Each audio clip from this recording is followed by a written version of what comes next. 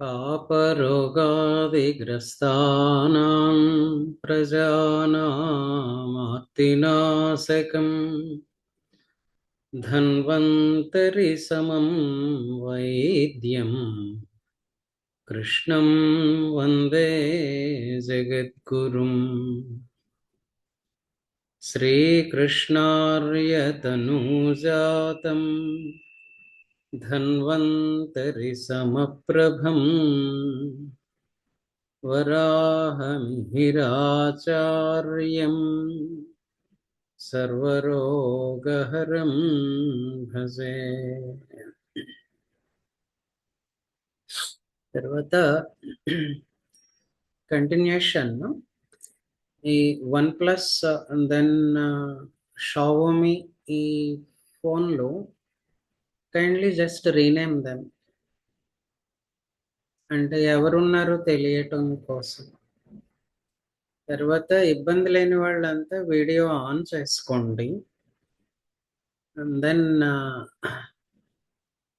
అంటే ఆన్ చేసుకుంటే మనం ఏదో ఆఫ్లైన్ క్లాస్లో ఉన్నట్టు ఒక ఫీల్ వస్తుంది అని అంతే. దెన్ దయచేసి ఎవరు కూడాను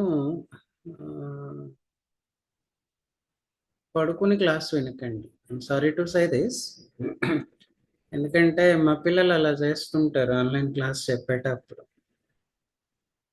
సో తర్వాత మల్టీ టాస్కింగ్ రకరకాల పనులు పెట్టుకోకండి. సో దెన్ ఈ రోజున నేలటూర్ వాలంటీర్స్ని కూడా జాయిన్ అవ్వమని అడిగాను. సో వాళ్ళు కూడా ఉన్నారు.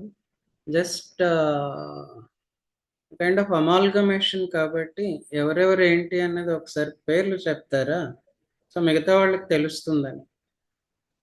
Then Sridevi participants screenshot ఒకటి తీసి పెట్టమ్మా అటెండెన్స్ కోసం.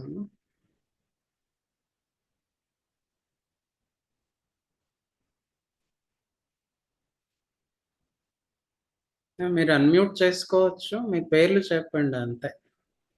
మిగతా అంతే, ఇంకేం లేదు. నెక్స్ట్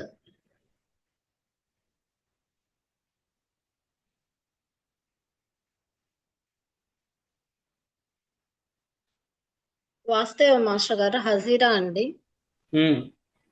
డయల్టూరు. వాస్తవ మాస్టర్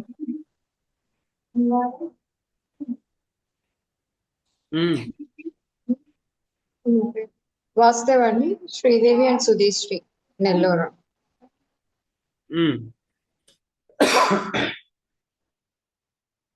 ఒకసారి వీడియో ఆన్ చేసుకుంటే మీరు ఎవరో నలుగురికి తెలుస్తుంది. సో ఇది ఒక లిమిటేషన్ మనం పెట్టుకుందాం, అంటే వీడియో ఆన్ లో ఉండాలి అన్న limitation. So Nellore we can pay some more attention. Vasudeva master, నేను గిరిని. గిరిని వాసుదేవ.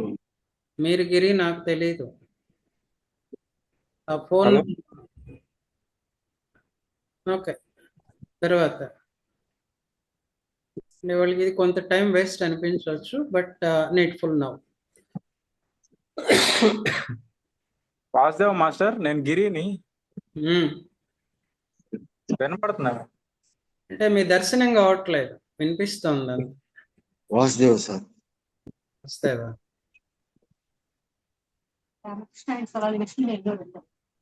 వాసుదేవ్ సార్. వస్తేవా sir Ramakrishna and Swaraj Lakshmi. So ఇది మన వాలంటీర్ బేస్ అనుకుందాం. ఇంకెవరైనా ఉన్నారా?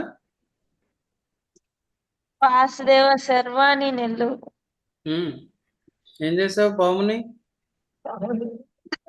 నేనేం చేయలేదు, అదే వెళ్ళిపోయింది. ఓకే, వాళ్ళ ఇంట్లోకి పాము వచ్చింది, వాళ్ళ వెళ్ళిపోయింది అంతే. ఎవరిని ఏం చేయలేదు. భయపడాల్సిందేం లేదు, పాము లోపలికి వస్తాయి. సరే, భయం వేస్తుంది కదా.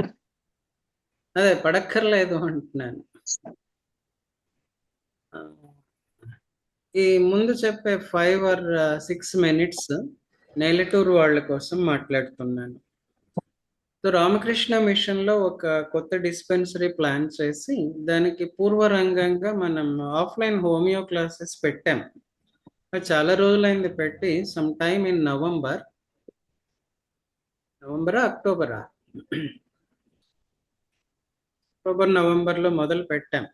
థింక్ October 26 అనుకుంటాను.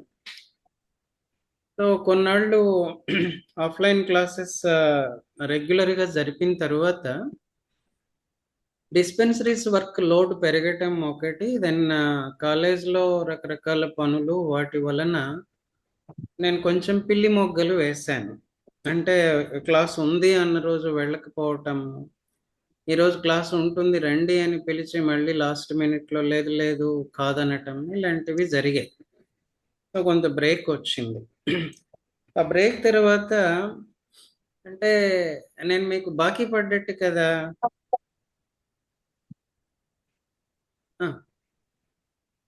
మరి అప్పు పెరిగిపోతుంది అని చెప్పి కొంతైనా ఆన్లైన్ చెప్దాం అని అనుకున్నాం.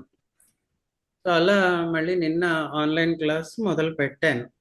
దీనికి ముందు ఒక ఆన్లైన్ చెప్పాను కానీ అది స్పీడ్గా చెప్పుకుంటూ పోయాను.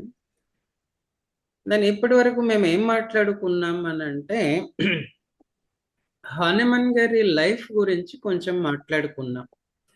ఆయన ఏం త్యాగం చేశారు, ఏ సిద్ధాంతాలని అంటే హోమియోకి ఏ మూల సూత్రాలని మనకి ఇచ్చారు. తెలుగు అర్థం కాని వాళ్ళు ఎవరైనా ఉన్నారా?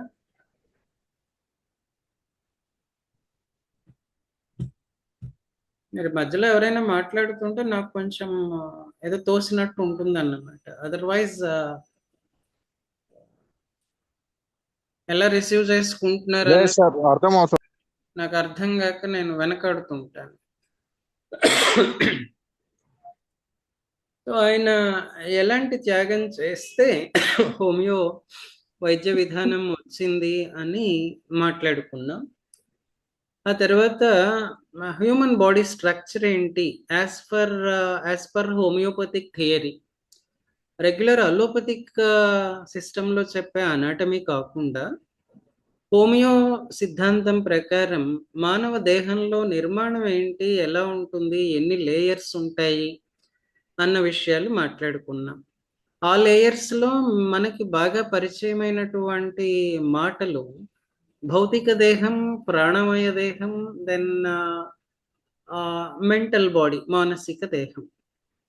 ఆ మానసిక దేహంలో మళ్ళీ డిఫరెంట్ సటిల్ లేయర్స్ ఉంటాయి. ఆల్టుగెదర్ 7 లేయర్స్ మనం చెప్పుకోవచ్చు. దాని గురించి మాట్లాడుకున్నాం. ఇది సమ్ టైమ్ ఎప్పుడైనా నేలటూరు వాళ్ళందరికీ హోంవర్క్ ఇది. నెక్స్ట్ వీక్కి అంటే దోస్ హూ ఒబే మీ అంటే హోంవర్క్ ఇవ్వచ్చు కదా? ఇవ్వచ్చు సార్. ఇంకా సార్ నెక్స్ట్ వీక్ అంతా కూడాను హానెమన్ గారు ఏం చేశారు అన్నది చదివి పెట్టండి. దెన్ ఈ నిర్మాణం చెప్పిన తర్వాత what is health, what is ill health, or what is health, what is disease అన్నది మాట్లాడుకున్నాం. అంటే ఇవన్నీ కూడాను general understanding, common daily life అబ్జర్వేషన్సే మాట్లాడాం. తర్వాత ఆరోగ్యంగా ఉండడానికి ఏం చేయాలి, ఎలా ఉంటే హెల్త్ బాగుంటుంది అన్న విషయాలు మాట్లాడాం. ఆ తర్వాత దీనికి కొంచెం ముందు different systems of medicine, just ఒక టర్మ్ చెప్పటం, మీనింగ్ చెప్పటం అంతే. లైక్ అలోపతి అంటే ఏంటి, యునాని ఏంటి, సిద్ధ ఏంటి, ఆయుర్వేదం ఏంటి, ఇలాంటివి different systems which are in vogue, వాటిని మెన్షన్ చేశాను. ఆ తర్వాత ఆహారంగా పనికొచ్చే పదార్థాలు ఏంటి, ఎలాంటి ఆహారం తీసుకోవాలి ఆరోగ్యంగా ఉండటానికి, తీసుకునేటప్పుడు ఏం చేయాలి, ఏవి మనకి ఆహారంగా కాకుండా పాయిజనస్ సబ్స్టెన్సెస్ అవుతాయి, ఎలాంటివి మందులుగా పనిచేస్తాయి, ఈ విషయాలు మాట్లాడుకున్నాం. దెన్ ఆ తర్వాత ఇదంతా ఒక ఎత్తు అయితే, I mean one part of the syllabus అనుకుంటే ఇప్పటిదాకా, దెన్ ఒక క్రూషియల్ దీనిలోకి వచ్చాం. అది క్లాసిఫికేషన్ ఆఫ్ సిమ్టమ్స్. మీరందరు కేస్ షీట్లు రాస్తున్నారు కదా. మనం పేషెంట్ మన దగ్గరికి వచ్చినప్పటి ప్రెజెంటేషన్ని ఎలా తీసుకుంటాం, ఆ వేదనలు ఎన్ని రకాలు, ఏమేంటి, దేనికి ఇంపార్టెన్స్ ఇస్తాం, దేనికి ఇవ్వం, ఇలాంటి విషయాలు మాట్లాడాం.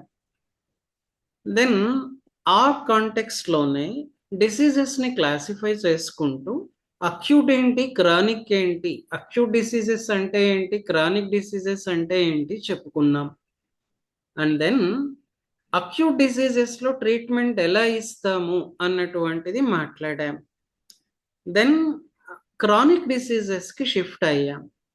ఆ క్రానిక్ డిసీజెస్కి ఏంటి, ఎలా వస్తాయి, ఎన్ని రకాలుగా మేనిఫెస్ట్ అవుతాయి, దానికి ట్రీట్మెంట్ ఎలా ఇస్తాము అన్నది ఇప్పుడు ఉన్నటువంటి టాపిక్. సో నిన్నటి రోజున ఈ క్రానిక్ డిసీజెస్ గురించి మాట్లాడుతూ మయాజమ్స్ దగ్గరికి వెళ్ళాం. ఆ మయాజమ్స్లో 4 సోరా, సిఫిలిస్, సైకోసిస్ అండ్ ట్యూబర్క్యులోసిస్ అని 4 మయాజమ్స్ గురించి మొదలు పెట్టాం. అందులో నిన్నటి రోజున సోరా వాళ్ళు ఎలా ఉంటారు, వాళ్ళకి ఎలాంటి డిసీజెస్ వస్తాయి అన్నంత వరకు మాట్లాడాం. సో ఈ కాంటెక్స్ట్లో నేనేం చేస్తున్నానంటే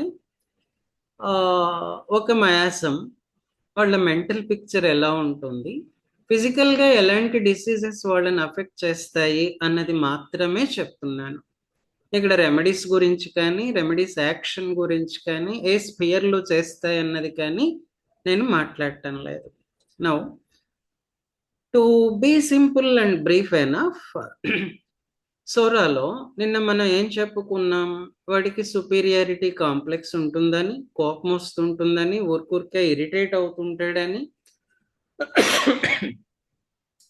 ముందు వెనకలు చూసుకోకుండా ఎవరినైనా ఎదిరించగలుగుతాడని, ఎవరితోటి ఏకీభవించడని, నచ్చంది ఒప్పుకోడని, మెంటల్లీ అజైల్గా ఉంటాడు, యాక్టివ్గా ఉంటాడు, మాట్లాడితే ఓవర్ యాక్టివ్గా ఉంటాడని, అండ్ దెన్ కొంచెం పిసినరితనం ఉంటుందని, దాన్ని ఎక్స్ట్రావర్ట్గా ఉంటాడని, అహంకారంతో ఉంటాడని, దీన్ని పాజిటివ్గా మాట్లాడుకుంటే ఆత్మవిశ్వాసంతో ఉంటాడని, అవతలి వాడి మంచితనాన్ని అంగీకరించడం అన్నది మాట్లాడాం. టూకీగా ఇవే కదా. అండ్ వీళ్ళకి ఎలాంటి డిసీజెస్ వస్తాయి అన్న దాంట్లో ప్రధానంగా మనం స్కిన్ కంప్లైంట్స్ చెప్పాం, రకరకాల స్కిన్ కంప్లైంట్స్. ఆ తర్వాత different types of headaches, then blood ప్రెషర్లో ఫ్లక్చుయేషన్స్, తర్వాత నిద్ర లేకపోవటం, స్లీప్లెస్నెస్, అలానే different types of eruptions, then dandruff, acidity, diabetes, ఇలాంటివి వీళ్ళకి ఫ్రీక్వెంట్గా వస్తాయి అని చెప్పి అనుకున్నాం. దెన్ ఇక్కడ నాకేమనిపిస్తుందంటే, సోరా అనగానే చర్మ వ్యాధులు అన్నది ఒక ఇంప్రెషన్, మనకి జనరలైజ్డ్ ఇంప్రెషన్. అది ఎందుకు వస్తుంది అని అంటే, వచ్చినటువంటి ఏ స్కిన్ ఎరప్షన్నో దాన్ని లోపలికి తొక్కేసి సప్రెస్ చేయటం వల్ల వస్తుంది అనుకున్నాం. దీనికి ఆరిజిన్ ఎక్కడ అని అంటే, we dated back it to the point of time when this creation took place. సృష్టి ఎప్పుడు ఆరంభమైందో దాని తర్వాత ఇమ్మీడియట్గా మొదలైంది అన్నాను. అది ఎందుకు మొదలైంది అని అంటే, just out of curiosity, out of greed అలా అనుకోవచ్చు. అనవసరమైన కుతూహలం వలన, కొంచెం ఆశ వలన వచ్చినటువంటి షర్క్ అన్నమాట అది. తర్వాత ఇది ఇన్హెరిటెడ్గా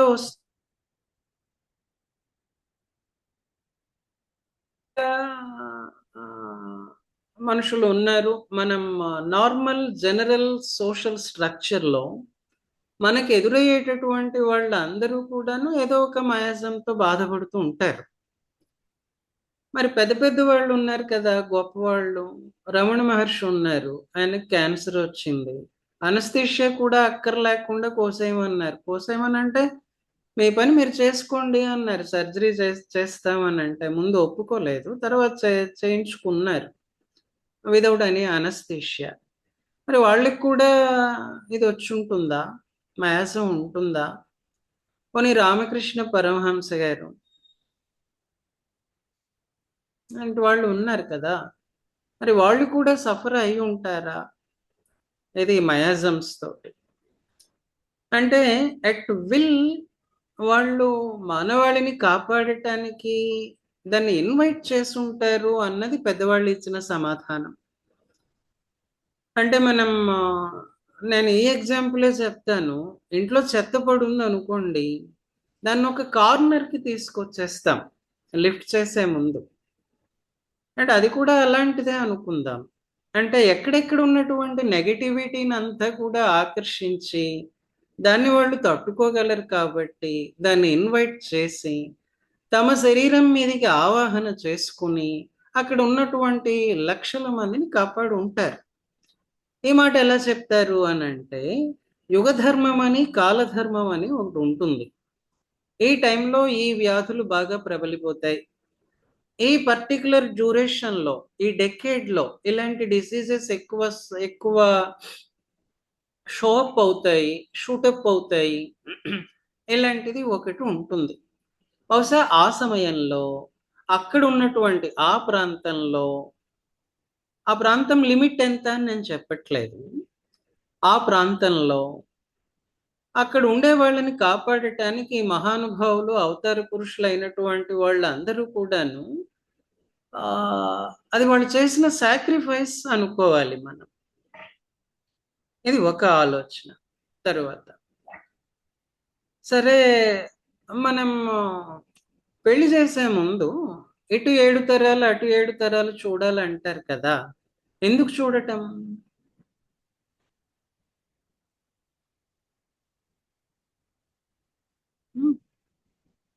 ఎవరైనా మాట్లాడండి. అన్ని రకాలైన అంటే సమస్యలు ఏవి రాకుండా పూర్వీకులు కదా సార్. రామకృష్ణ సార్, నేను ఫోన్ ఛార్జింగ్ కదని ఫోన్ మార్చాను. వాళ్ళ వంశం పారపర్యంగా ఏమన్నా వచ్చే అవకాశాలు ఉన్నాయా ఏంటి? హెల్త్ రిలేటెడ్ ఇంకా ఒకే రకమైన జన్యువులు తరం తరానికి అదే రాకుండా మార్పు చెందడం కోసం చేస్తారు సార్. ఓకే, సరే, ఈ ఆన్సర్స్ అన్ని యాక్సెప్టబుల్. మనం ఏం ఆలోచిస్తామని అంటే, మనకి కలిగేటటువంటి సంతానం సంపూర్ణమైన ఆరోగ్యంతో ఉండాలి అని ఆశిస్తాం, కంప్లీట్లీ హెల్దీగా ఉండాలని ఆశిస్తాం. కంప్లీట్గా హెల్దీగా ఉండటం అని అంటే which ever is determining health, అది ఇప్పుడు ఈసారి చెప్పినట్టుగా జెనెటిక్ జీన్స్ అనేదో అన్నారుగా, మాట వచ్చింది కదా, ఆ జెనెటిక్ మెటీరియల్ దగ్గరికి మనం ట్రేస్ బ్యాక్ చేసుకుంటూ వెళ్తాం. నా 7 తరాలు ఎందుకు చూసుకోవటం అని అంటే, ఎక్కడైనా ఎర్రర్ ఉంటే, ఫర్ సపోజ్ ఓ హార్ట్ డిసీజ్ ఎర్రర్ అనుకుంటే అది నెక్స్ట్ జనరేషన్లోకి దిగకూడదు అన్న ఉద్దేశంతో, ఆశతోటి, లక్ష్యంతో మనం 7 తరాలు చూసుకుంటాం, ఇటు 7 అటు 7. అంటే ఏంటి? We are trying to get a pure line. మనకి కలిగే సంతానం అన్ని రకాలుగా పరిశుభ్రంగా ఉండాలి, క్లీన్ అండ్ క్లియర్గా ఉండాలి అని ఆశిస్తాం. అందుకనే మనం చెక్ చేసుకుంటాం. అదృష్టవశాత్తు, దురదృష్టవశాత్తు ఇప్పుడు 3 తరాలకి మించి వెనక్కి తెలియట్లా. ఎంచేత అనంటే మారిన సోషల్ స్ట్రక్చర్, ఫ్యామిలీ స్ట్రక్చర్. మహా అయితే పిల్లలకి తాత వరకు తెలుస్తోంది, ఆ పైన తెలియట్లేదు. ఎక్కడైనా వంశవృక్షం నిర్మించుకోవాలి అంటే ఫ్లో చార్ట్ రాస్తారు కదా, కష్టమైపోయింది ఇప్పుడు ఈ కాలంలో. సరే, మనం 7 తరాలు అలా చూసాం అనుకుందాం. 7 తరాలు చూసిన తర్వాత నెక్స్ట్ పిల్లలందరూ ప్యూర్గా ఉన్నారు అనుకుందాం. In what and all aspects health అంటే ఏంటని మనం డిఫైన్ చేసుకున్నామే వాటిల్లో ఏ లేయర్లో కూడాను ఎలాంటి ఎర్రర్ లేదనుకుందాం. ఐ మీన్ టు సే వాడికి మయాసం లేదు అనుకుందాం. ఈ తరంలో మనం చూస్తున్నటువంటి పిల్లడికి మయాసం లేదు అనుకుందాం. వాడికి ఆశ లేదు, దురాశ అసలే లేదు, అనవసరమైన క్యూరియాసిటీ లేదు అనుకుందాం. మరి వీడిలో మయాసం సెటిల్ అవుతుందా? వచ్చే అవకాశం ఉందా? వస్తుందా? అలా కూడా కనిపిస్తున్నాయిగా. అంటే నేను ఎక్కువ ఇన్హెరిటెన్స్ ప్యాటర్న్స్ లోకి జెనెటిక్స్ లోకి స్లిప్ అవ్వను.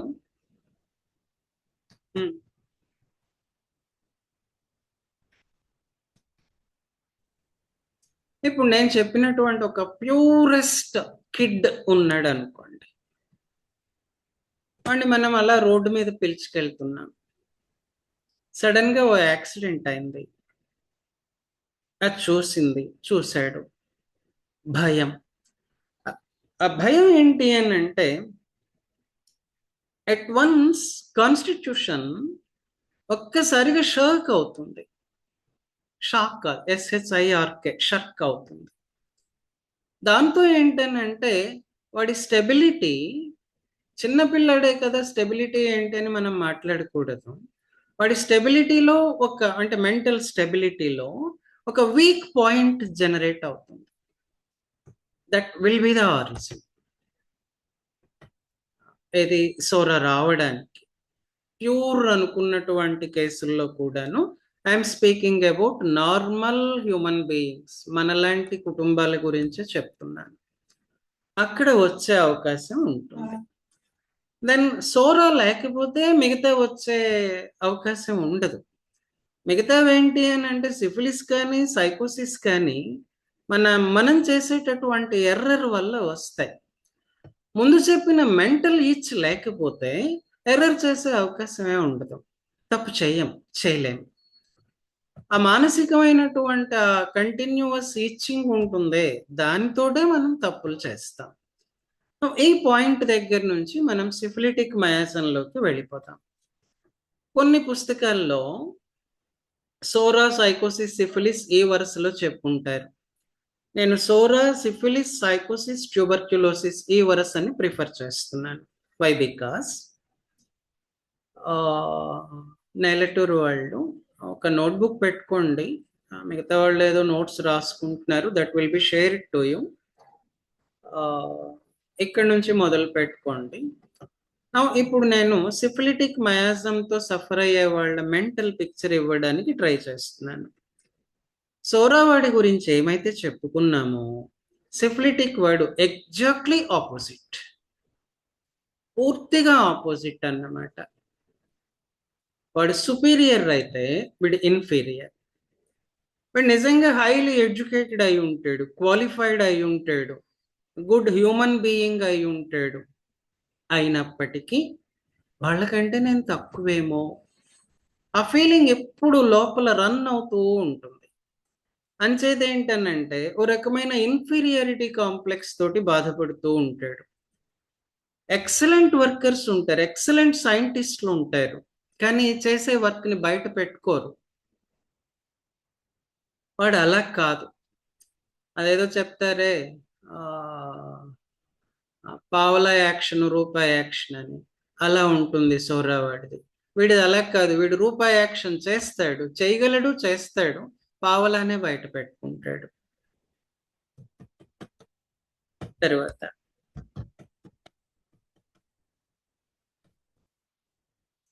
ఎప్పుడు ఎందుకురా ఏడుస్తుంటావు, ఏడుపు గొట్టు మొహన్ నీది, ఇలా మాట్లాడతారే, ఏడుపు గొట్టు వీళ్ళు. ఎప్పుడు ఓ రకమైన విషాదం ఉంటుంది, విచారం ఉంటుంది, ఓ రకమైన నిరాశ ఉంటుంది. విషాదం, విచారం, నిరాశ వీళ్ళ పర్సనాలిటీలో క్లియర్గా, వాళ్ళ బాడీ లాంగ్వేజ్లో కానీ, మాటలో కానీ, నడతలో కానీ క్లియర్గా కనపడుతూ ఉంటాయి. నేను అన్నాను కదా, సోరావాడు వాడి ఫీలింగ్స్ని దాచిపెట్టుకోడు, మొహంలో తెలిసిపోతూ ఉంటాయి. అలాగే సిఫిలిటిక్ వాడు కూడాను బయటికి వాడికి తెలియకుండానే ఎక్స్ప్రెస్ చేస్తూ ఉంటాడు. విషాదం దేనికి? అక్కడ ఇరాన్ను అమెరికా ఇజ్రాయెల్ మూడు కలిసి కొట్టుకుంటున్నాయి, మిడిల్ ఈస్ట్ అంతా కూడాను అల్లకల్లోలంగా ఉంది, అగ్గిబరాటాలాగా ఉంది అని అంటే వీడు వాకిట్లో కూర్చుని ఏడుస్తాడు. ఎందుకు ఏడుస్తాడు అని అంటే అప్రహెన్సివ్ అన్నమాట. వాడి కార్లోనో బైక్లోనో ఫుల్ ట్యాంక్ పెట్రోల్ పట్టించుకొని వచ్చి ఉంటాడు ఈ పూట, కానీ నా దగ్గర ఇంత రిజర్వ్ ఉంది కదా అసంతోషపడ్డు. In spite of the reserve రేపు పొద్దునెలా, అది విషాదానికి కారణం. లేదా ఆ పెట్రోల్ బంక్లో వాడు కసురుకున్నాడు అనుకోండి, పర్ సపోజ్, నీకు ఫుల్ ట్యాంక్ ఎందుకయ్యా, ఏం రేట్లు పెరగవు, కంగారు లేదు, ఒక 5 లీటర్లు పోయించుకో చాలు, ట్యాంక్ నిండా పెట్టుకుని బండి ఎండలో పెట్టావనంటే ఇబ్బంది అవుతుంది, ఇలా చెప్పాడు అనుకోండి. దానికి సోరావాడైతే నీకెందుకురా, పోయి అడుగుతున్నాను కదా అంటాడు. వీడు అలా కాదు, ఏమన్నాడు, రెస్పాండ్ అవడు. అక్కడ వచ్చి పెట్రోల్ బంక్లో వాడిని నన్ను ఇలా అన్నాడా, నేను అడిగితే పోయలేదా, ఇంతే అన్నమాట. ఆలోచిస్తూ ఉంటాడు, దాని మీద విచారపడతాడు, బాధపడతాడు, అది మెల్లగా విషాదంలోకి దిగుతుంది.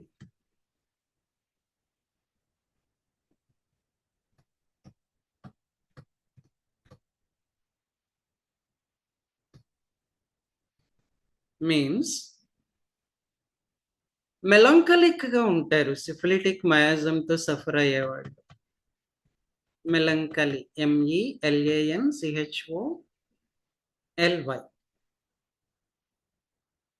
నేను మామూలుగా మా క్లాసులకు వాడే టూల్స్ ఏమీ వాడట్లేదండి, just facing you on screen.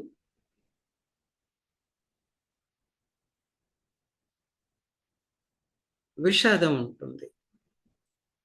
విషాదం వీళ్ళు ఎలా చెప్పాలని అంటే నిత్య అసంతృప్తుడు అనుకోవచ్చు.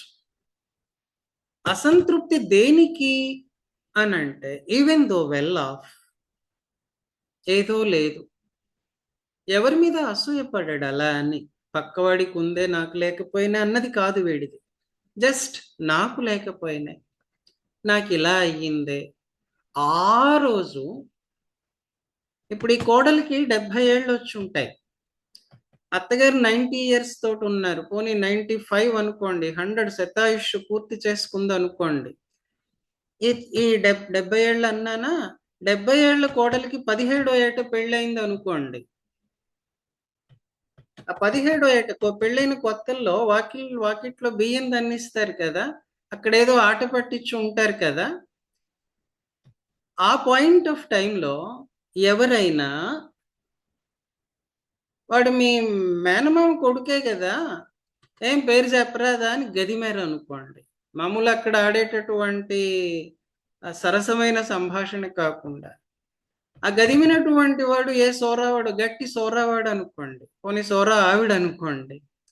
70 ఏళ్ల ఈ కోడలికి వాకిట్లో 100 ఏళ్ళు నిండిన అత్తగారు ఉన్నారుగా, స్వాగతం చెప్తే అది గుర్తుంటుంది, కానీ దానికి సంతోషం ఉండదు. అత్తగారు బాగా ఎలా చెప్పను, ఆప్యాయంగా ఆహ్వానించింది, చాలా ప్రేమగా చూసింది ఇన్నాళ్ళు, ఆదరంగా ఉంటుంది. ఈ ప్రేమ, ఆదరణ ఇదంతా ఈవిడికి స్ట్రైక్ అవ్వదు అన్నమాట.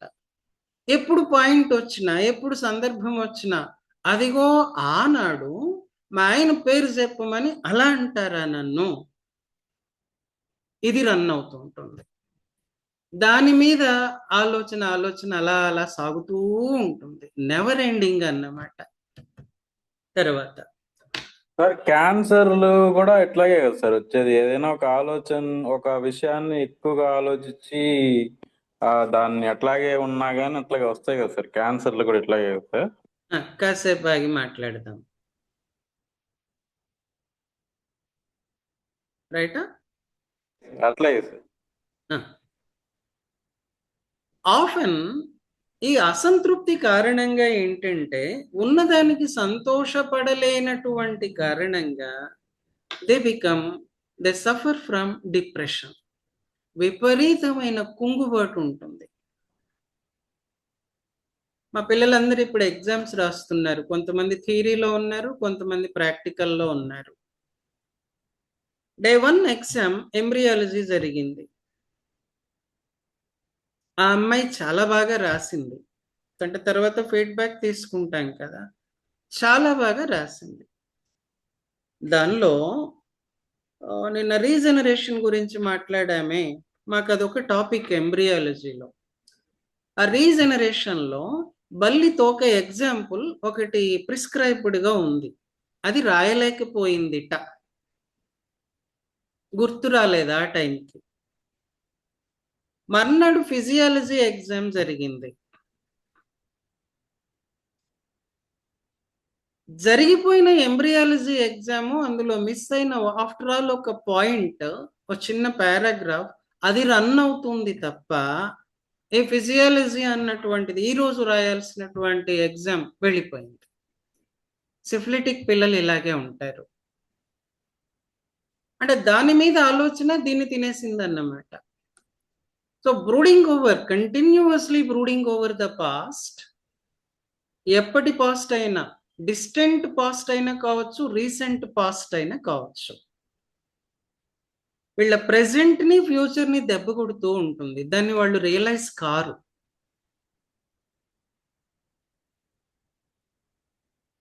కాబట్టి ఓ రకమైన ఇన్ఫీరియారిటీ కాంప్లెక్స్, ఎప్పుడూ ఒక విచారం, అసంతృప్తి, విషాదం, నిరాశ, కుంగుబాటు, డిప్రెషన్. సరే, ఎవడైనా కాస్త తెలివైన వాడు, లేకపోతే వీడంటే ప్రేమ ఉన్నటువంటి వాడు, ఒరే ఇలా కాదురా ఇలా అని సలహా చెప్పారు అనుకోండి, వాడు సిఫిలిటిక్ వాడైతే in general he doesn't accept change.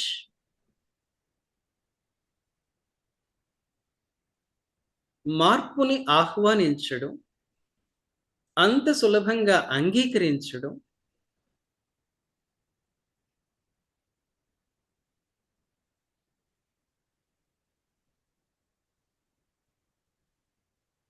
ఇప్పుడు ఉన్నదానికంటే ఇంకా బాగా బతుకుతావురా అని చెప్పినా ఆ పాతది, బాగలేనిది దాంట్లోనే కొట్టుమిట్టాడుతూ ఉంటాడు.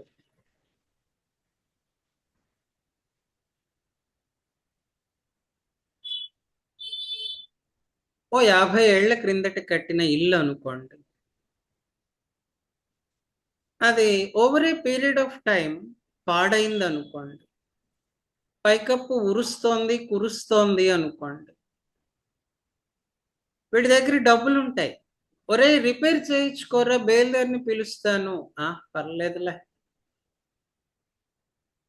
కప్పు కారుతూ ఉంటే దాని కింద గిన్నె పెడతాడు. ఆ పైన సిమెంట్ తోటి ఏదో వర్క్ చేయించుకుంటే, రెనోవేట్ చేయించుకుంటే ఈ కష్టం ఉండదు అని ఫీల్ అవడు, అనుకోడు. ఒకవేళ తెలిసిన యాక్షన్లోకి దిగడు.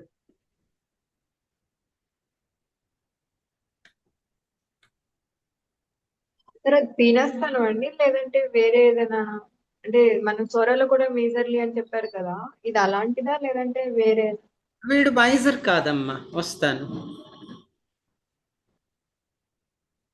పిసినరి కాదు వీడు.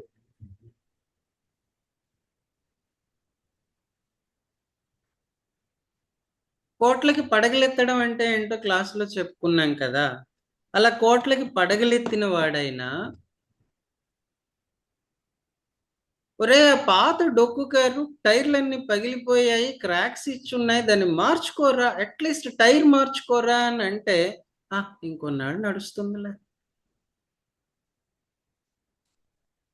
పోస్ట్ పోన్ చేస్తాడు. ఆ పోస్ట్ పోన్మెంట్ కి కారణం ఏంటి అని అంటే మార్పుని ఇష్టపడ్డు. ఒరే దారిలో నువ్వు బాగా స్పీడ్గా వెళ్తుంటే టైర్ బాగలేదురా, ఇబ్బంది పడతావు, ప్రమాదం అవుతుంది అని అంటే, అలా అంటావా, సరేలే 4 రోజులకి చేయిస్తా.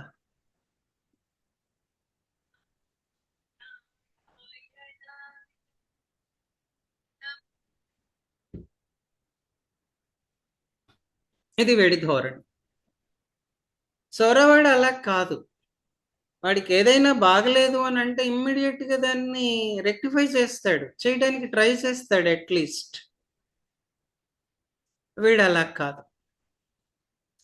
దాని ఒక ఇంపార్టెంట్ ఆస్పెక్ట్ ఏంటంటే, మనకి ఆఫీసుల్లోనూ టీచర్లు అయితే పిల్లల్లోనూ అబ్జర్వ్ చేయవలసింది,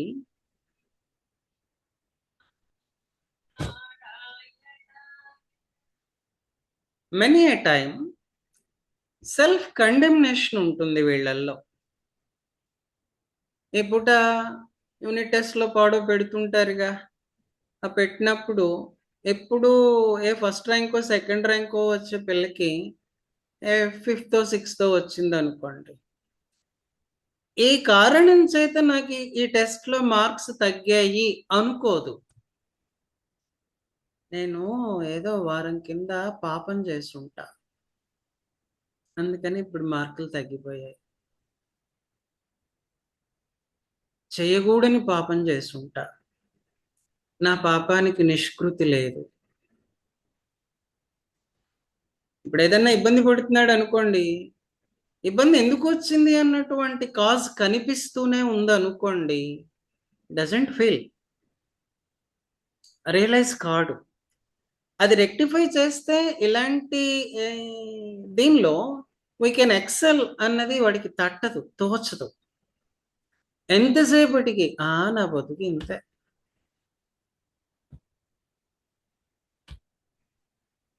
నా గతి ఇంతే, నా నుదుటిన రాసి పెట్టాడే వాడు, అప్పుడేదో అలా రాసి పెట్టాడు, నా కర్మ. ఇలానే ఉంటుంది ధోరణి. వెల్ ఆఫ్, మంచి ఫ్యామిలీ, మంచి పిల్లలు, పైకొచ్చిన పిల్లలు, 10 మందికి వాళ్ళు సపోర్ట్ ఇస్తున్నారు. ఈవెన్ దెన్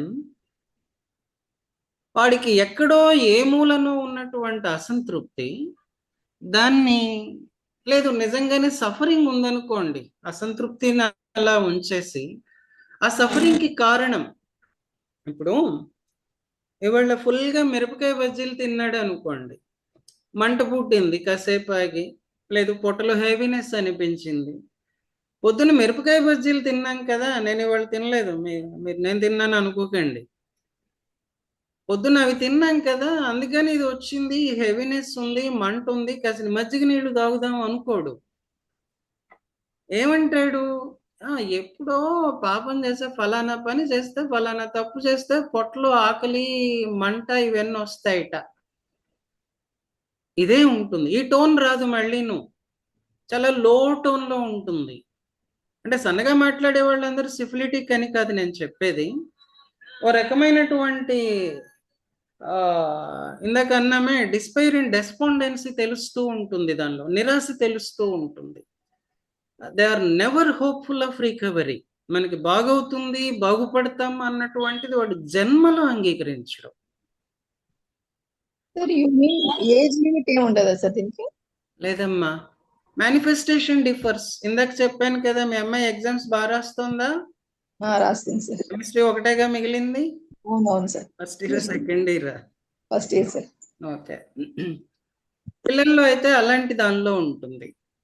పెద్దవాళ్ళల్లో అయితే బేసిక్గా conscious of health, conscious of wealth, ఇలాంటి వాటిల్లో ఉంటాయి. ఏజ్ని బట్టి ఎక్కడ మనం పట్టుకోవాలి అన్నది కొంచెం అబ్జర్వేషన్ కావాలంట. యంగ్స్టర్స్ అనుకోండి, ఈ సాఫ్ట్వేర్ ఏళ్ళలో అయితే మాకు ఎస్కలేషన్ రాలేదు అంటారు, హైక్ ఇవ్వలేదు అంటారు.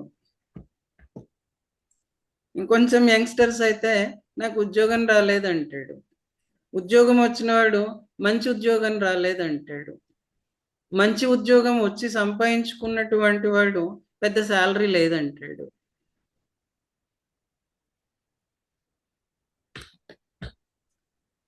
మాకు కలిగిన ఒక ఎక్స్పీరియన్స్ చెప్తాను.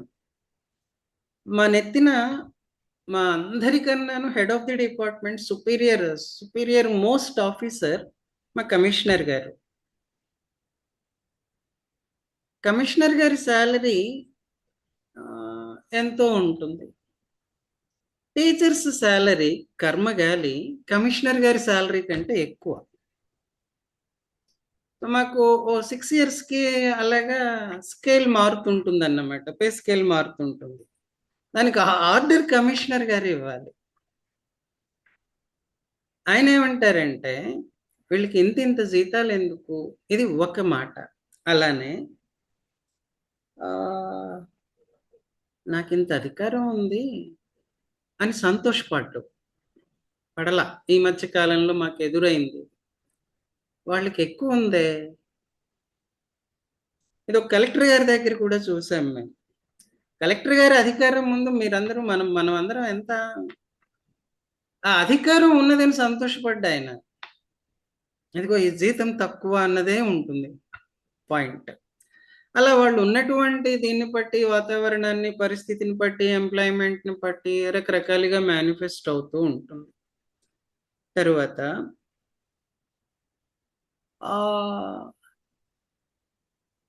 వీడు నిర్ణయాలు తీసుకోలేడు, క్వైట్ ఇండెసిసివ్.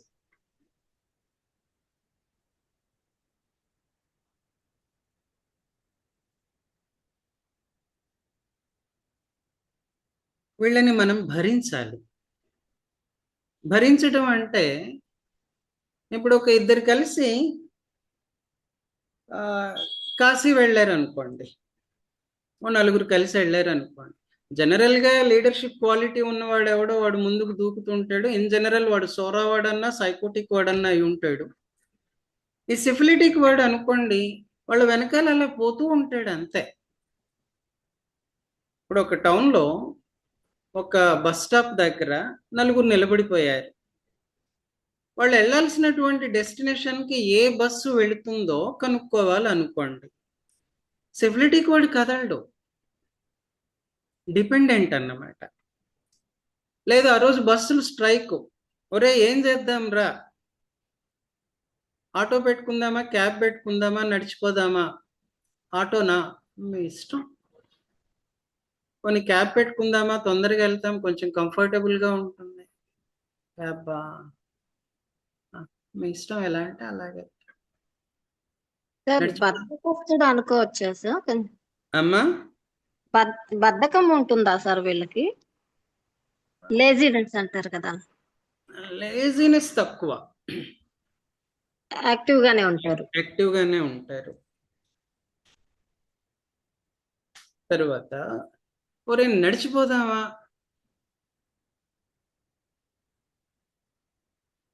నడిస్తే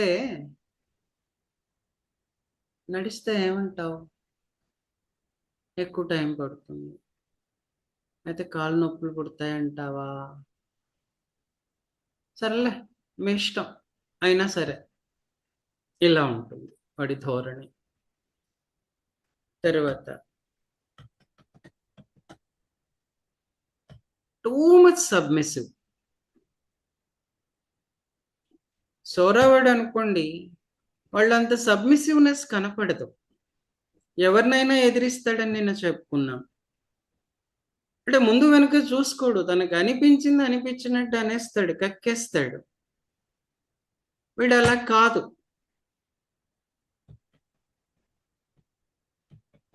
మన సుపీరియర్ ఆఫీసర్ మంచి సొరవాడు అయ్యుండి ఈ ఎంప్లాయీ మంచి సిఫిలిటిక్ వాడు అనుకోండి, వీడు కుళ్ళిపోతాడు. వాడు ఫైల్ విసిరి కొడతాడు. సోరా కదా మరి, ఇరిటేషను, యాంగర్ కదా, పర్ఫెక్షనిస్ట్ కదా, డిసిప్లిన్డ్, రూల్ మైండెడ్ కదా. వీడు ఏదో ఎక్కడో డీవియేషన్ జనరల్గా జరుగుతుంటుంది. జనరల్గా జరుగుతుంది అని అంటే ఇలా చెప్తాను. అంటే మాకు ఎదురయ్యేది, మన ఎగ్జామ్ ఫీజు కట్టాలి పిల్లలు. ఎగ్జామ్ ఫీజు కట్టడానికి ముందు వాళ్ళు యూనివర్సిటీకి అఫిలియేషన్ ఫీజు కట్టాలి. అంటే అది యూనివర్సిటీ మాకు సర్టిఫికెట్లు, మన సర్టిఫికెట్లన్నీ యూనివర్సిటీనే ఇస్తుంది కాబట్టి వీడు ఎక్కడో కాలేజీలో ఉండి చదువుకుంటాడు. సో అవార్డింగ్ అథారిటీ యూనివర్సిటీ కాబట్టి వాళ్ళు కొంత ఫీజు కట్టాలి. అఫిలియేషన్ ఫీజు కట్టకుండా ఎగ్జామ్ ఫీజు కట్టడానికి వీలు కాదన్నమాట, కుదరదు. అప్పుడు అక్కడ ఉండేటటువంటి క్లర్క్ గై గయ్యమన్నాడు అనుకోండి, వీడు ఏడ్చుకుంటూ యువతలకి వస్తాడు తప్ప ఆ పాయింట్ ఆఫ్ టైంలో నేను ఏం చేయొచ్చు, ఏం చేయగలను, ఆల్టర్నేట్స్ ఏంటి, బెటర్ సొల్యూషన్ ఏంటి అన్నది ముందు ఆలోచించలేడు. విపరీతమైన ఫీలింగ్ అంతే. ఫీలింగ్ ఇన్ ద సెన్స్ బాధపడ్డం. ఆ డబ్బులేదో అప్పో సప్పు తెచ్చి కడదాం, ఇప్పుడు నాకు సమస్య సాల్వ్ అవుతుంది కదా అనుకోడు ఈ పిల్లాడు. నేను వెళ్తే ఆ సార్ అట్లా కసురుకున్నాడు, తిట్టాడు. ఎన్ని రోజులు గడిచినా ఇది ఇలాగా కంటిన్యూ అవుతుంటుంది. తరువాత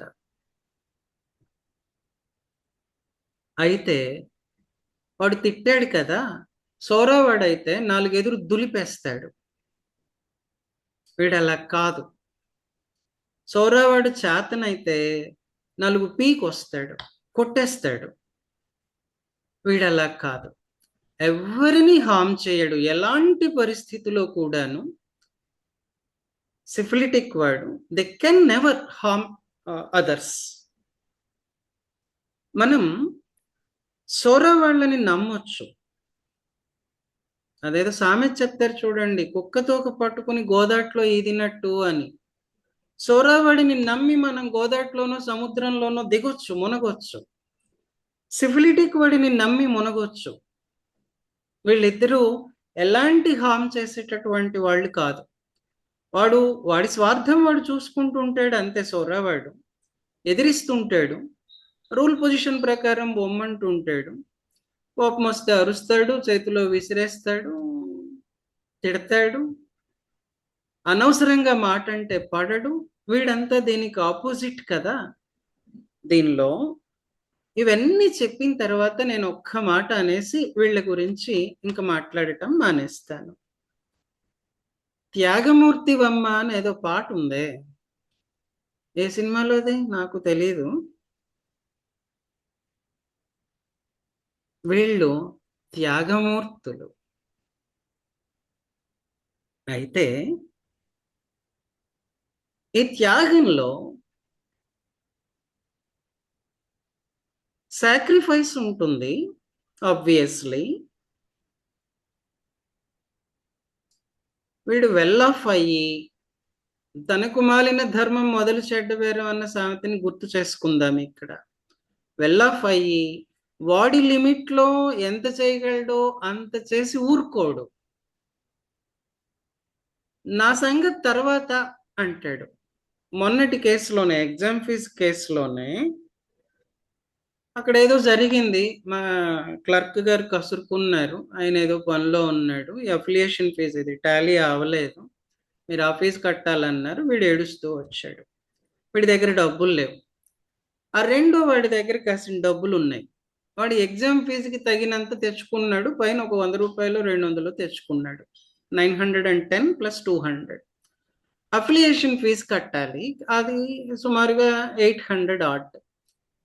వీడు ఏం చేశాడనంటే తన ఎగ్జామ్ ఫీజు తాను కట్టకుండా అఫిలియేషన్ ఫీజు కట్టలేకపోయానని ఏడుస్తూ ఉన్నటువంటి వాడికి ఈ డబ్బులు ఇచ్చేశాడు.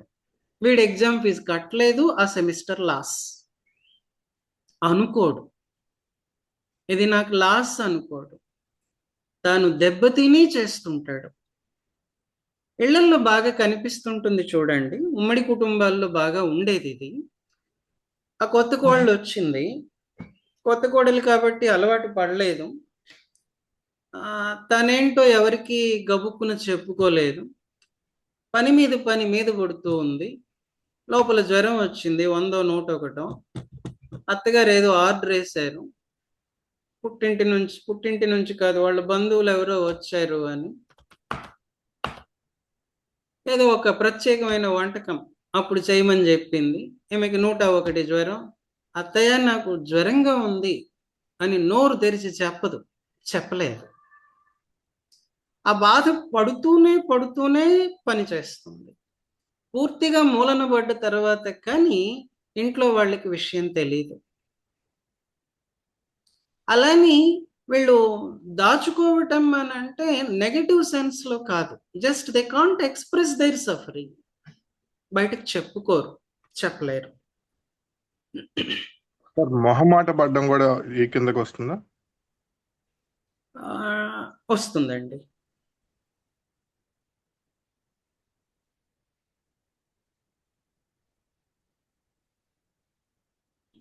ఇది వీళ్ళ మెంటల్ పిక్చర్. దాదాపుగా ఎగ్జాక్ట్లీ సోరామయాజం బొమ్మ అయితే ఇది బొరుసు, అది ప్లస్ అయితే ఇది మైనస్. Quite opposite. నా ఇంకొక 15 minutes ఉంటారా? నా వీళ్ళు తెలిసిపోతూ ఉంటారు వాళ్ళ. అమ్మ ఎవరు?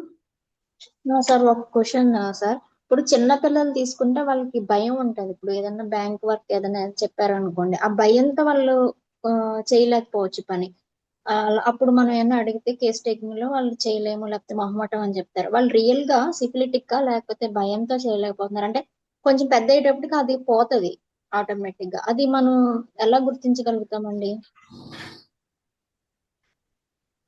అంటే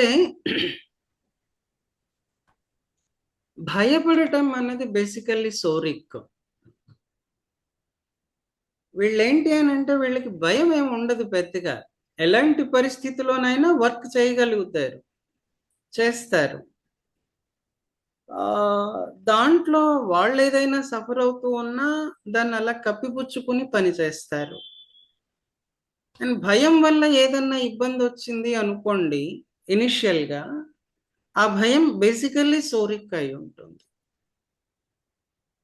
వీళ్ళకి out of experience, I mean ill experiences జరిగి సఫర్ అయ్యి అప్పుడు పుట్టేటటువంటి భయం వేరు.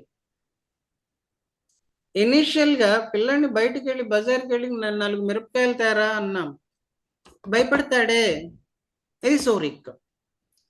వెళ్ళాడు, వెళ్ళిన తర్వాత దారిలో డబ్బులు పోగొట్టుకున్నాడు, తిరిగి ఇంటికి వచ్చాడు, అమ్మ కసిరింది లేదా కొట్టింది, రైట్?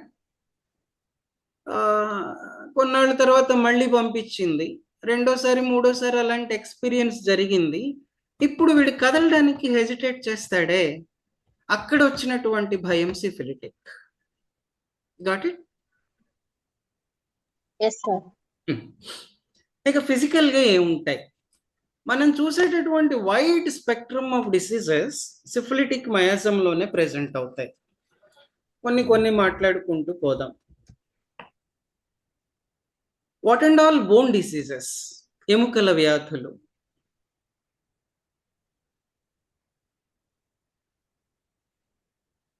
యాక్సిడెంట్ కాకుండా ఎముకల్లో క్రాక్స్ రావటం, ఫ్రాక్చర్స్ అవ్వటం, యాక్సిడెంట్ కాదు నేను చెప్పేది.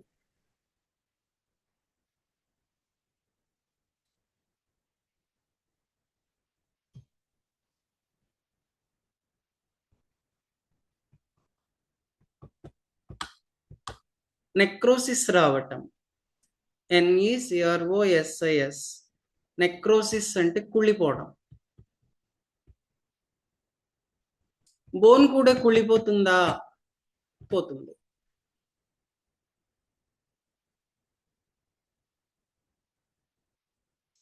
సో దీనికి రిలేటెడ్ గానే ఆల్ దోస్ టీత్ ప్రాబ్లమ్స్,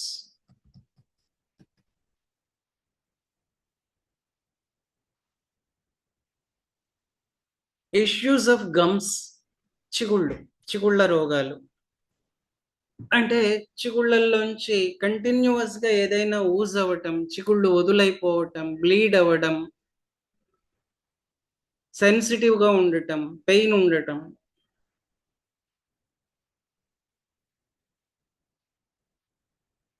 తర్వాత ఆస్టియోపోరోసిస్ అంటే ఎముకలు గుల్లబారిపోవడం. ఈ గుల్లబారిపోవటం ఏంటంటే బేసికల్లీ ఎముక, బోన్ కాల్షియం సాల్ట్స్ తోటి తయారవుతుంది. ఆ కాల్షియం లీక్ అయిపోతూ ఎముకల్లో ఉండాల్సినటువంటి డెన్సిటీ లేకపోవటం,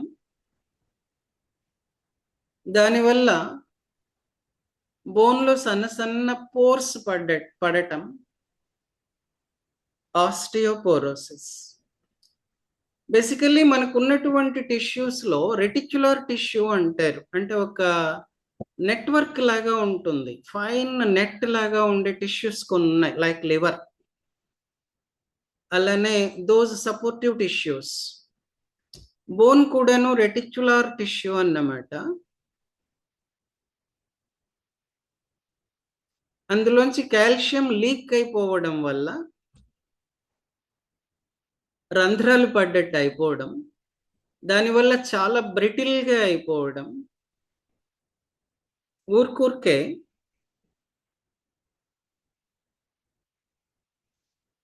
విరిగిపోవడం, ఫ్రాక్చర్స్ అవ్వడం, ఇలాంటివన్నీ దీంట్లో కనిపిస్తాయి. సార్ చెప్పండి. క్షమాపణ, ఇప్పుడు మీరు చెప్పారు కదా నెక్రోసిస్, ఆస్టియోఫాస్, కోవిడ్ తర్వాత ఈ పేషెంట్లు ఎక్కువయ్యారు. అది అవునండి. ఎలా కోరిలేట్ చేయొచ్చు?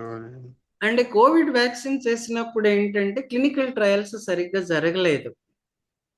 బేసిక్ గా మనం ఆఫ్లైన్ క్లాసుల్లో చెప్పినట్టుగా యాంటీజెనిక్ డిటర్మినెంట్స్ చూసుకుని ముందు ఉపద్రవం నుంచి బయటపడేయాలి అన్న దాంట్లోనే గవర్నమెంట్ చేసింది, మనం తీసుకున్నాం. దాని ఆఫ్టర్ ఎఫెక్ట్స్ ఏంటి అన్నది, అది ఎక్కడెక్కడ పనిచేస్తుంది, ఎలాంటి మెటబాలిజం మీద ఎలాంటి ఎఫెక్ట్ చూపిస్తుంది అన్నది out of experience then cohort studies లో ఇప్పుడిప్పుడు బయటకు వస్తున్నాయి. అలా బూస్టర్ డోస్ తీసుకున్నటువంటి వాళ్ళలో కార్డియాక్ డిసీజెస్, కార్డియాక్ అరెస్ట్ కావడం, ఇలాంటివి. ఇప్పుడు మీరు చెప్పినటువంటి necrosis of bone, particularly that is the hip bone. అవును sir, hip, both hips or single hip avascular necrosis అని చాలా పేషెంట్ బాగా జరుగుతుంది. దీనికి మన హోమియోలో మెడిసిన్ ఉంటుందా సార్? కంప్లీట్ గా హిప్ రీప్లేస్మెంట్ ఏనా? అంటే అది వాడు ఎంత వైటల్ గా, ఐ మీన్ వైటల్ ఫోర్స్ ఎంత స్ట్రాంగ్ గా ఉంది అన్న దాన్ని బట్టి ఉంటుంది.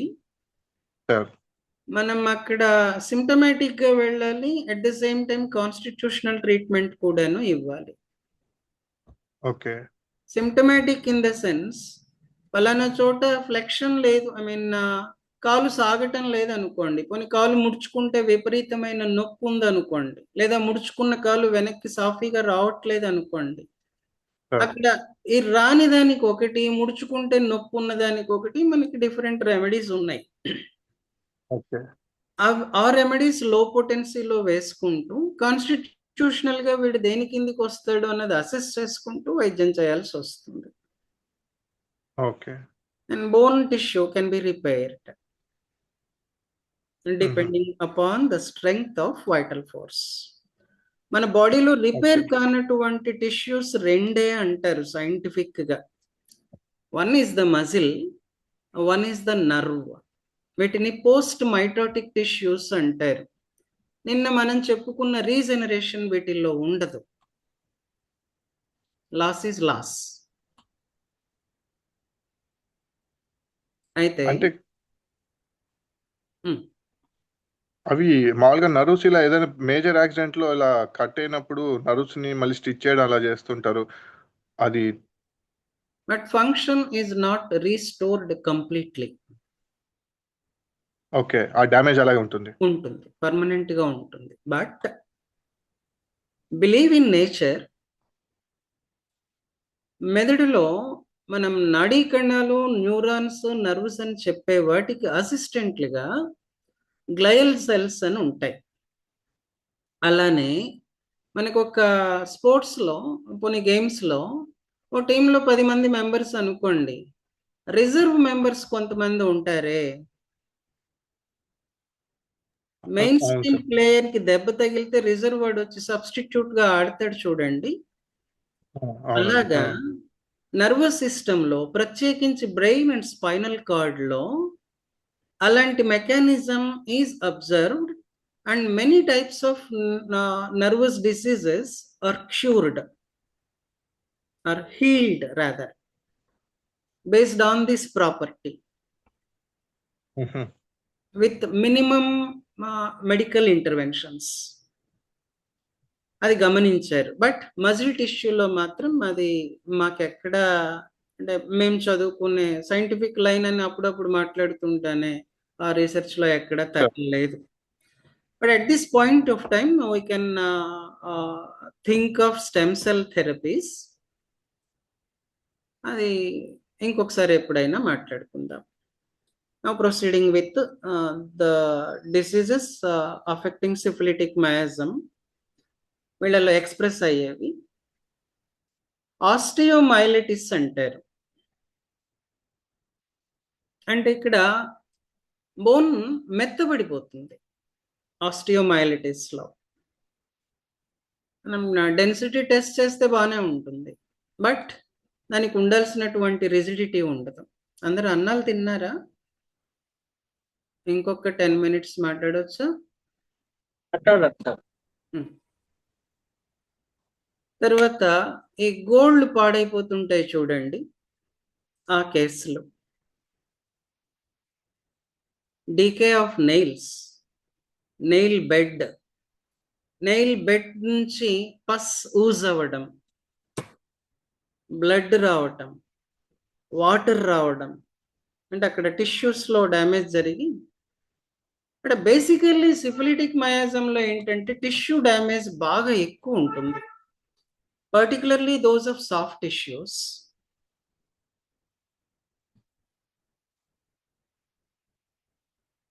తర్వాత వీళ్ళకి ఊరికే నోటిపూత వస్తుంటుంది, స్టొమటైటిస్ అంటాం.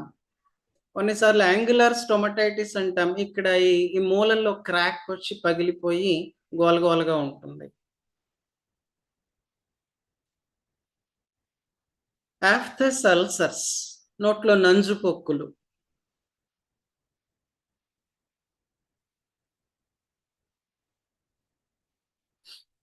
ఆటైటిస్ అంటాం, ఓటిఐటిఐఎస్, చెవిలో ఊరికే చీమ్ పడుతుంటుంది, ఆటైటిస్.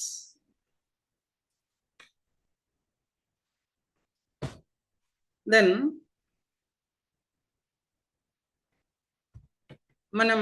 మన ఎదుటివాడు మాట్లాడుతుంటే ఒక్కసారి అంటాం చూడండి, అకేషనల్లీ నోటి దుర్వాసన ఉందే కొంతమందిలో కనిపిస్తుంటుంది. ఆ నోటి దుర్వాసన that indicates decay of internal tissues. లోపల టిష్యూ దెబ్బతినింది, సెల్స్ చనిపోతున్నాయి, అవి కుళ్ళిపోతున్నాయి అనడానికి అదొక indication, foul smelling mouth. Then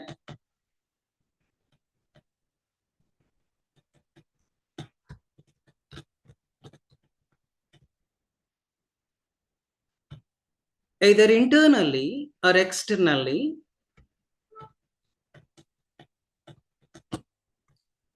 non-healing chronic ulcers. Sir ఆ సెల్స్ అంటే లోపల పొట్ట లోపల లేకపోతే ఎట్లా సార్, అది దేనికి సంబంధించి? Any part of the body.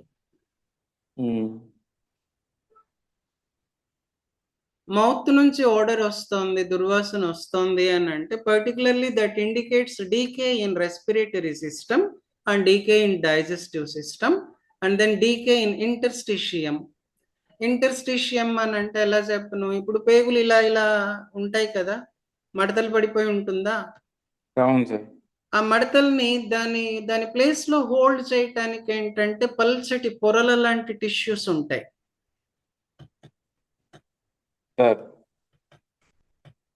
వాటిల్లో డీకేని కూడా ఇండికేట్ చేస్తుంది. ఆర్ ఇంటర్నల్ పేగులో వచ్చే ఏ భాగంలో వచ్చే అల్సర్ నైనా ఇండికేట్ చేస్తుంది. అంటే ఏదో కొంచెం నోరు వాసన రాగానే అల్సర్లు ఉన్నాయేమో లోపల అని ఎండోస్కోపీకి వెళ్ళమని చెప్పండి. మనం సరిగ్గా మంచినీళ్ళు తాగలేదు అనుకోండి, మౌత్ డ్రై అయిపోయి స్మెల్ వస్తుంది. డిహైడ్రేషన్ కి గుర్తది ఫస్ట్, తర్వాత సంగతి అల్సర్ పాడును. టెన్షన్ పడకండి, టెన్షన్ పెట్టకండి. So the next one, non-healing chronic ulcers with offensive discharges. అంటే దాని నుంచి ఊజింగ్ ఉంటుంది. అల్సర్ అంటే పుండు, బయటదైనా లోపలదైనా.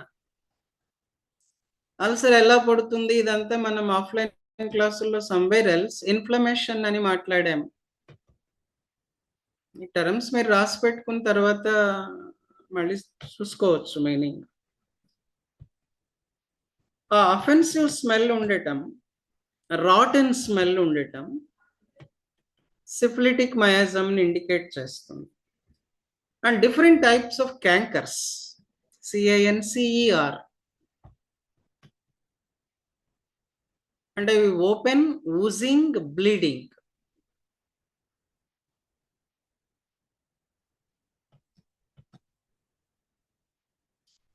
ఈ కాంటెక్స్ట్ లోనే what and all different types of cancers. Remember, ఒక బ్లడ్ క్యాన్సర్ మాత్రం అది సైకోటిక్. మిగిలిన అన్ని క్యాన్సర్స్ 90% సిఫిలిటిక్ అయి ఉంటాయి వాటి ఆరిజిన్ లో.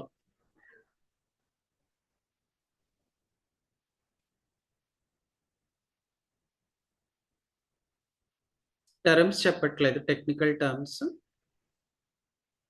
అంటే క్యాన్సర్ ని రకరకాలుగా పిలుస్తారు కదా. బ్లడ్ క్యాన్సర్ అంటే మన ఉద్దేశం వైట్ బ్లడ్ క్యాన్సర్, అది సొరా వస్తుందా సార్? లుకీమియా అంటాం. అది సొరా కిందకు వస్తుందా sir? Sycotic, sir sycotic, sycotic మయాసం.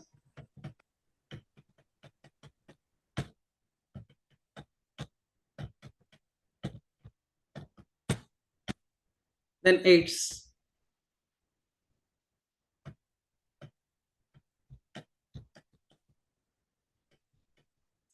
దీనికి అఫిలియేటెడ్ గా either intestinal TB or lung TB. And AIDS can be both syphilitic and psychotic.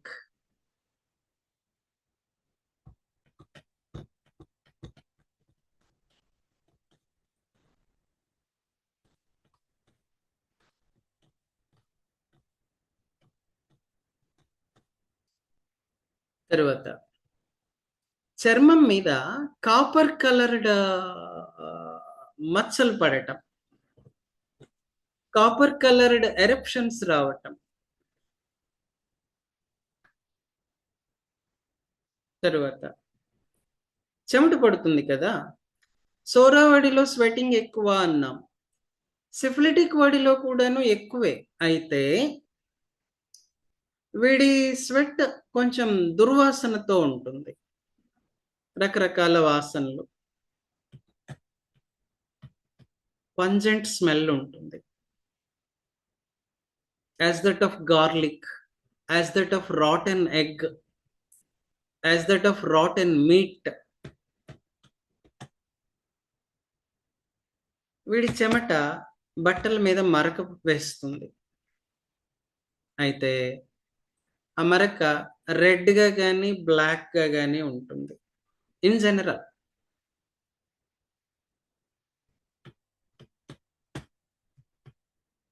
Then leprosy.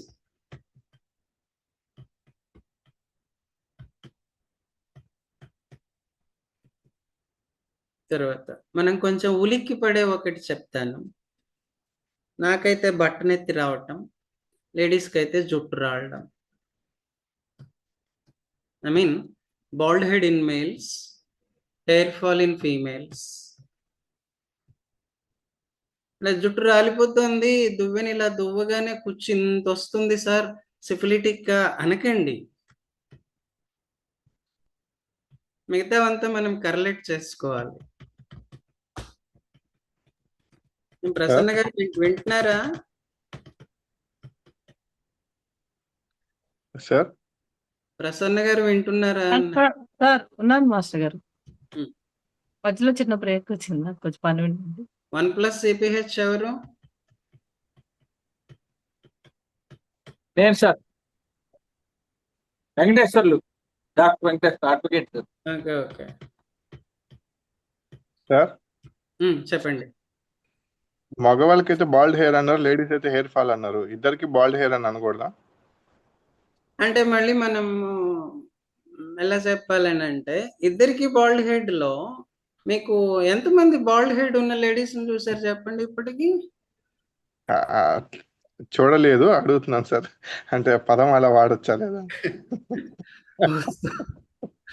వస్తుంది.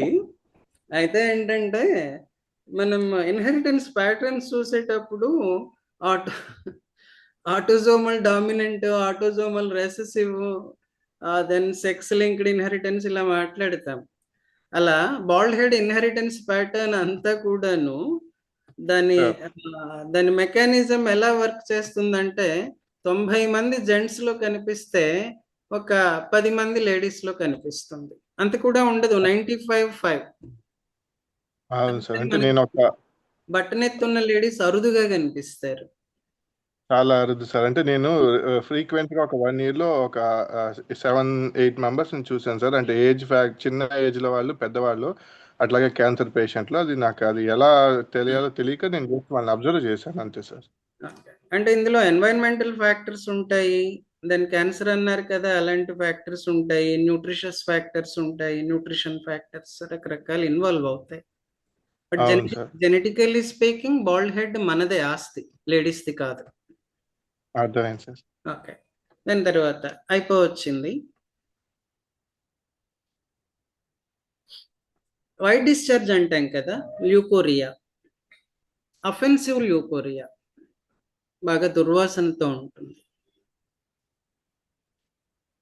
అలానే నార్మల్ సైకిల్స్ వస్తున్న ఫీమేల్స్ లో కూడాను డార్క్ బ్లాకిష్ అఫెన్సివ్ బ్లీడింగ్, మామూలుగా బ్రైట్ రెడ్ కలర్ లో ఉంటుంది ఆల్ హెల్దీ అంటే, డార్క్ కలర్ లో ఉండటం, నలుపు షేడ్ ఉండటం, స్మెల్ రావటం, ఇలాంటివి ఉంటాయి. ఆ తర్వాత related to female health, still Born babies అంటాం. అంటే గర్భంలోనే శిశువు చనిపోవటం. అలానే miscarriages, abortions,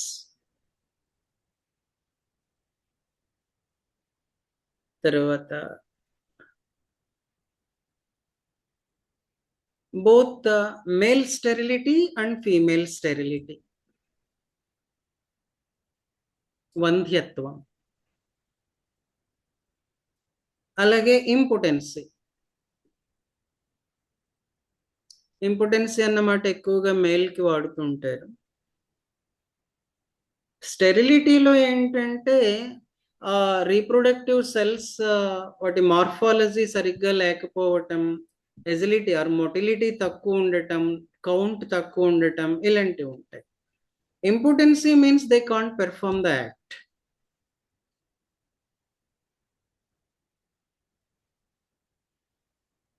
and then sterility, impotency రెండు కూడా సైకోటిక్స్ లో కూడా బాగానే కనిపిస్తాయి. తరువాత ఇక్కడ రిలేటెడ్ గా మేల్స్ లో అయితే స్పర్మ్ కౌంట్ తక్కువ ఉండటం, లేడీస్ లో అయితే ఓవ్యులేషన్ ఇష్యూస్, అండం విడుదల కావటం, గుడ్డు రిలీజ్ కావటం దగ్గర సమస్యలు ఉంటాయి.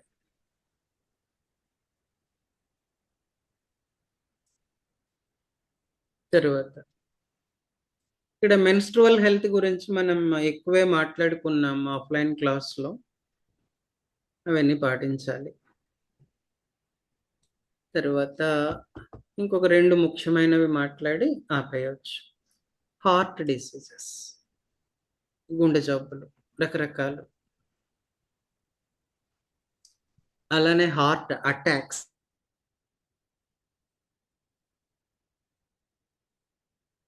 జెనిటల్ డిసీజ్ కావచ్చు లేదా అక్వైర్డ్ కావచ్చు. పిల్లలతో పుట్టుకలోనే ఉండేటటువంటి గుండె లోపాలు బేసికలీ సిఫిలిటిక్ అయి ఉంటాయి.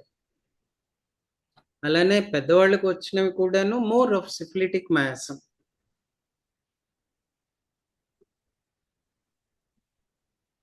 తర్వాత కంటికి సంబంధించి మయోపియా, షార్ట్ సైట్, అలానే ఇంకొకటి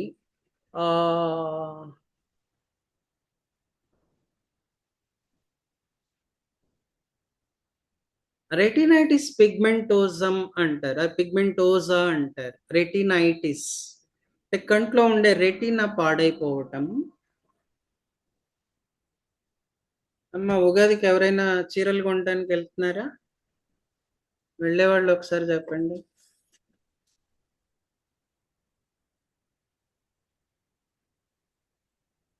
ఎవరు పలకరు? ఓ పింక్ శారీ కొనాలనుకోండి, ఎన్ని రకాల పింకులు పట్టుకోగలరు మీరు?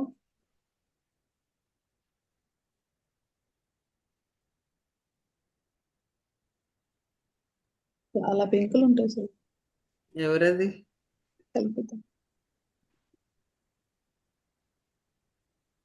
కల్పిత గారా? బోల్డ్ పింకులు ఉంటాయి కదా. మీ కన్ను సుమారుగా 10 మిలియన్ డిఫరెంట్ షేడ్స్ ని పట్టుకోగలదు. హ్యూమన్ ఐ 10 మిలియన్ల రకాల కలర్ షేడ్స్ ని డిస్టింగ్విష్ చేయగలదు. మనం నలుపు తెలుపు మాత్రమే కాకుండా కలర్ విజన్ ఉంది కదా మనకి. మన కంట్లో రాడ్స్, కోన్స్ అని 2 రకాల సెల్స్ ఉంటాయి. అవి మాడిఫైడ్ న్యూరాన్స్, నాడీ కణాలు. ఆ రాడ్ ఏమో బ్లాక్ అండ్ వైట్ విజన్ అనుకుందాం, కోన్స్ ఏమో కలర్ విజన్ కి సంబంధించినవి. మనందరికీ కూడాను మన కోన్స్ బ్లూ, గ్రీన్, రెడ్ వీటి కాంబినేషన్స్ లో వచ్చేటటువంటి డిఫరెంట్ షేడ్స్ దాదాపు 10 మిలియన్ ఉంటాయట. వాటి అన్నింటినీ మనం గుర్తుపట్టగలమట. మేబీ ఎక్స్ప్రెస్ చేయగలుగుతాం, లేకపోతే అంటే వర్ణించడానికి కుదరకపోవచ్చు, మాటలు రాకపోవచ్చు. But technically, histologically human eye can distinguish 10 million different shades. ఈ రెటినైటిస్ పిగ్మెంటోజాలో ఏమవుతుందనంటే ఆ రాడ్స్ కన్నా కోన్స్ ఎక్కువ డ్యామేజ్ అయిపోతాయి. దానివల్ల ఏంటి అని అంటే మెల్లగా విజన్ తగ్గిపోతుంది. ఆ మధ్యన మన దగ్గరికి ఒక పేషెంట్ వచ్చారు. ఇప్పుడు మనందరం బాగానే చూడగలుగుతున్నాం కదా, నేను ఇలా స్ట్రైట్ గా చూడగలను. నేను ఇప్పుడు ఈ స్క్రీన్ చూస్తూ ఈ ఎడ్జ్ నుంచి ఇటువైపు కూడాను చూడగలుగుతున్నాను. I mean the field of vision ఇంత ఉంది, రైటా? ఈ పిగ్మెంటోజాలో ఏంటంటే మెల్లగా ఈ ఫీల్డ్ ఆఫ్ విజన్ ఇలా తగ్గిపోతూ వస్తుంది. ఇటు చూడలేను నేను, అంటే ఈ పిగ్మెంటోజా ఉంటే తగ్గుతుంది తగ్గుతుంది తగ్గుతుంది, స్ట్రైట్ గా మాత్రమే చూడగలను. ఇలాంటి కేసు మనకి లాస్ట్ ఇయర్ మన డిస్పెన్సరీలో వచ్చింది. దీన్ని టన్నెల్ విజన్ అంటారు. అలానే రేచీకటి ఉంది చూడండి, నైట్ బ్లైండ్నెస్, అది కూడా రెటినోయిటిస్ పిగ్మెంటోజాని ఇండికేట్ చేస్తుంది. That's also syphilitic, right? ఇది ఒక ఇంపార్టెంట్ అని అంటే వైడ్ గా కనపడేటటువంటి డిసీజ్ సిఫిలిటిక్ కేసెస్ లో. ఇక తర్వాత ఒక గుడ్డి గుర్తు చెప్పాలంటే, వాడు ఊరికే కుళ్ళిపోతుంటాడు. ఫిజికల్ గా టిష్యూస్ కూడాను కుళ్ళిపోతుంటాయి. మానసికంగా కుళ్ళిపోతుంటాడు, ఫిజికల్ గా టిష్యూస్ కూడాను అలాగా మెల్లగా డీకే ఉంటుంది. Decay and death of tissues అది సిఫిలిటిక్ మయాజంలో మార్క్డ్ గా ఉంటుంది. మరి సిఫిలిటిక్ వాళ్ళల్లో స్కిన్ డిసీజెస్ కనపడవా? స్కిన్ డిసీజ్ అనగానే సోరాకి వెళ్ళిపోవడమేనా అంటే కాదు. If there is ulceration, if there is pus formation, if there is oozing of water or blood or mixture, మనం అది సిఫిలిటిక్ గా తీసుకోవచ్చు. దెన్ అలా కాకుండా అది డ్రైగా ఉంటుంది అనుకోండి, ఊరికే ర్యాష్ వెళ్ళిపోతుంది అనుకోండి, that might be Sora basically. At times మిగతావి కూడాను మనం అసెస్ చేసుకుని దానిలో సోరా ప్లస్ సిఫిలిస్ ఏమైనా కలిసిందా అన్నది ప్రాక్టీస్ లో చూసుకోవాల్సినటువంటి అంశం. సో ఇది బేసిక్ గా సిఫిలిటిక్ మయాజం గురించినటువంటి కొన్ని వివరాలు. సో టు సమ్ అప్, వీళ్ళల్లో ఇన్ఫీరియారిటీ ఉంటుంది, విచారం ఉంటుంది, విషాదం ఉంటుంది, సెల్ఫ్ టార్చర్ ఉంటుంది, సెల్ఫ్ పిటీ ఉంటుంది, సెల్ఫ్ కండెమ్నేషన్ ఉంటుంది, ఇండెసిసివ్నెస్ ఉంటుంది, తనకు మాలిన త్యాగం ఉంటుంది. సఫర్ అయ్యేటటువంటిది బేసిక్గా డీకే ఆఫ్ టిష్యూస్ తోటే ఉంటుంది. డిసీజ్ ఇన్వాల్వ్ అయి ఉంటుంది. డిసీజ్కి పేరు ఏదన్నా పెడదాం, లెప్రసీ అని పెడదామా, క్యాన్సర్ అని పెడదామా, రెటినైటిస్ అని పెడదామా, హార్ట్ డిసీజ్ అని పెడదామా, రకరకాలు. అంటే మళ్ళీ డిసీజెస్లో రకాలు ఉన్నాయి కదా, హార్ట్ డిసీజెస్లో రకాలు, అవి తర్వాత ఇంకొక కాంటెక్స్లో చెప్పుకుందాం. మొన్నేవో 2 చెప్పాను కదా, మయోకార్డియల్ ఇన్ఫాక్షన్ ఒకటి, ఇంకొకటి ఏదో చెప్పాను. అవి సందర్భానుసారంగా చెప్పుకుంటూ పోదాం. So with this I want to conclude. ఇంకేమైనా ఉందా?